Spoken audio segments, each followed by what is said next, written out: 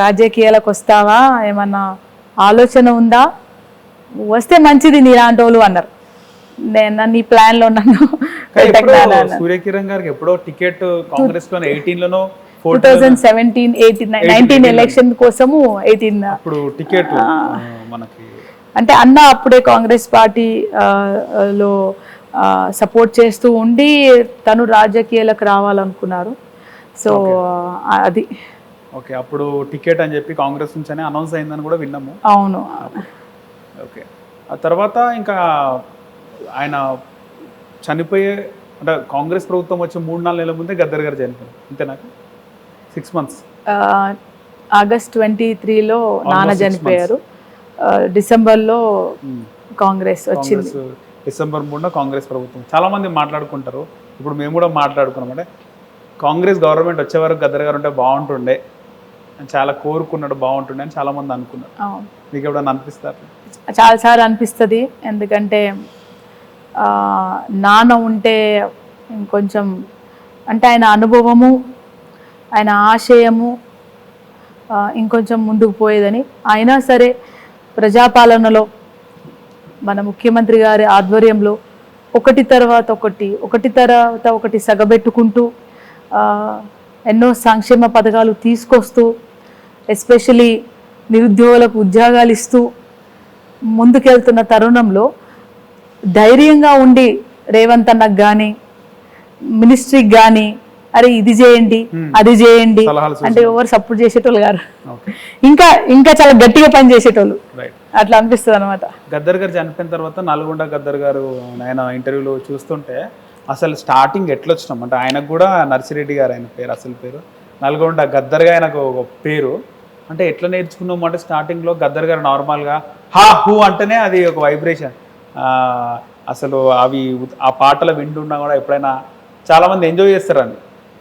మీకు ఎట్లా అనిపిస్తుంది ఇంట్లో ఉంటే ఎప్పుడైనా పాటలు పాడడము, ఇలా హా హూ అనడము, భలే భలే అని పాటలు పాడడము, ఇంట్లో ఎట్లా చూస్తున్న వాతావరణం ఎట్లుంటుంది?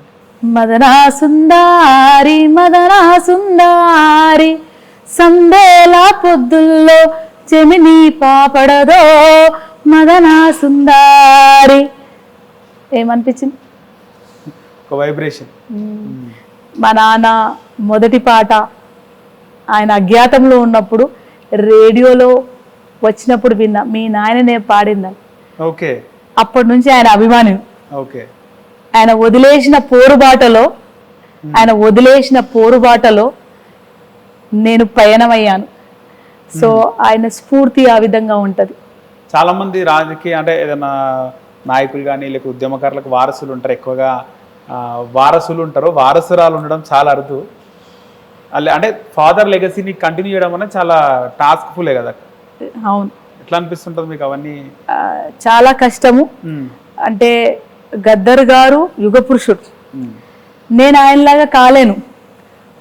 ఆయన సిద్ధాంతాన్ని కొద్దిపాటిగా భుజాల మీద మోసుకపోగలిగే శక్తి ఉంటుంది మనకు.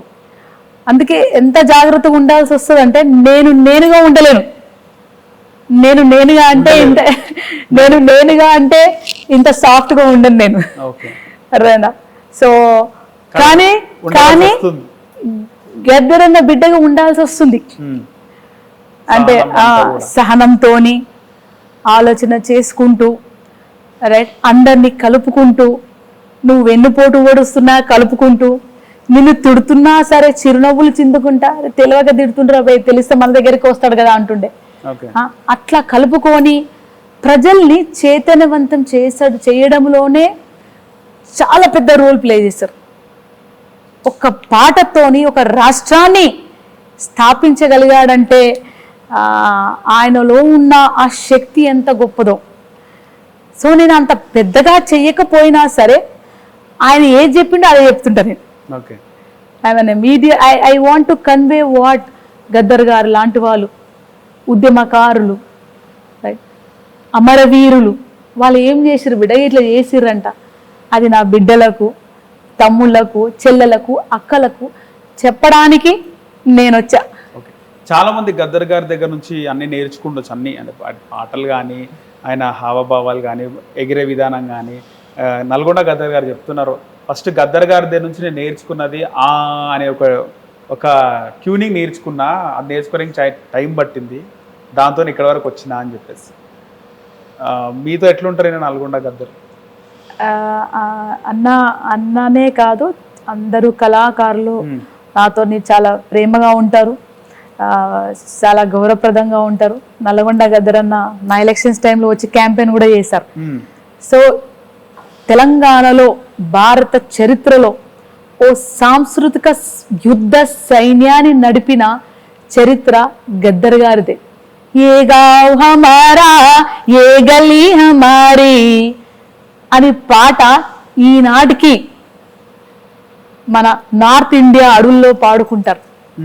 ఇప్పుడు అడవుల్లో అన్నలు లేరనుకుంటున్నారు, ప్రజలు పాడుకుంటారు, గోండ్లు పాడుకుంటారు, అట్లా అన్నమాట. సో కళాకారులు ఎవరైనా సరే గద్దరన్న బిడ్డ అంటే, గద్దరన్న కొడుకు అంటే ఆ ప్రేమ ఉంటుంది. ఓకే. సో ఫైనల్గా అంటే కాంట్రవర్సీ అని కాదు కానీ, ఇక్కడ ప్రొఫెసర్ నాగేశ్వరరావుని అంటే పవన్ కళ్యాణ్ అన్నాడు, అది పవన్ కళ్యాణ్ ప్రొఫెసర్ నాగేశ్వరరావు చూసుకుంటారు. దీనికి తెలంగాణ సెంటిమెంట్ని ఎందుకు తీసుకొస్తున్నారని ఈరోజు ఒక ప్రెస్ క్లబ్లో ప్రెస్ మీట్ పెట్టి కొంతమంది జర్నలిస్టులు మాట్లాడుతున్నారు. దీనిపైన ఏమంటారు? ఇప్పుడు మన ఊరోడు కదా, ఇప్పుడు మన భారతదేశం ఇష్యూ వచ్చినప్పుడు అనుకో, ఆ క్రికెట్లో పాకిస్తాన్ మ్యాచ్ అవుతుంటే కూడా పెద్ద దుంకులాడతాం మీద మన ఇండియా అని చెప్పి, అర్థమైందా? సో ఇది ప్రాంతీయ భావం అనేది అలాగే ఉంటది ఎక్కడైనా అంతే. కాంట్రవర్సీ క్రియేట్ చేస్తున్నారు అంటే కాంట్రవర్సీ క్రియేట్ చేస్తున్నారు కూడా కావచ్చు. జనరలీ ప్రజలు కూడా కొంచెం రియాక్ట్ అవుతారు మా. అది ఏ రాష్ట్రంలో పోయినా, నువ్వు పోయి గుజరాత్ పోయి ఇంకేమైనా తేడాగా మాట్లాడి ఊరుకుంటారా? అంటే వెరీ సింపుల్, మా రాష్ట్రం వాళ్ళని తిడతారా అని చెప్పి ఖచ్చితంగా ఆ కాంట్రవర్సీస్ వస్తుంది. కాకపోతే నా ఉద్దేశంలో, అంటే నా ఉద్దేశం అనే దానికంటే గద్దరన్న ఎప్పుడు ఒకటి అంటుంటారు. ఏమంటుంటారు, నేను చాలా జాగ్రత్తగా దాన్ని ముందు తీసుకోవడం చూస్తా. ఎప్పుడైనా ఒక నాయకుడు ప్రజలని తప్పుదోవ పట్టించొద్దు. ఎప్పుడైనా ఒక నాయకుడే అనేవాడు ప్రజలని తప్పుదోవ పట్టించొద్దు. ప్రజలకు ఉన్నట్టు చెప్పాలి, ప్రజలకు చైతన్యవంత పరిచి తమ యుద్ధాన్ని వాళ్ళే గెలుచుకున్నట్టు చెయ్యాలి. గోల్ దింపొద్దు అంటారన్నమాట. సో ప్రజలు మూర్ఖులు కాదు, గొర్రెలు కాదు. నువ్వు ఎంత గోల్ దింపినా తిరిగి మళ్ళీ ఆడికి వస్తారు. ఇది ఈ మధ్య ఏమైపోయిందంటే